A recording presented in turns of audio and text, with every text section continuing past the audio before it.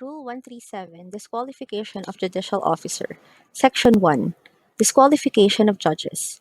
No judge or judicial officer shall sit in any case in which he or his wife or child is pecuniarily interested as heir, legatee, creditor, or otherwise, or in which he is related to either party within the sixth degree of consanguinity or affinity, or to counsel within the fourth degree, computed according to the rules of the civil law, or in which he has been executor, administrator, guardian, trustee, or counsel, or in which he has been presided in any inferior court when his ruling or decision is the subject of review, without the written consent of all parties in interest, signed by them and entered upon the record.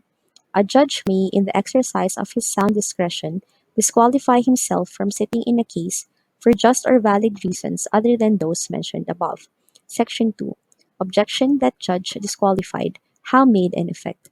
If it be claimed that an official is disqualified from sitting as above provided, the party objecting to his competency may, in writing, file with the official his objection, stating the grounds therefor, and the official shall thereupon proceed with the trial or withdraw therefrom in accordance with his determination of the question of his disqualification.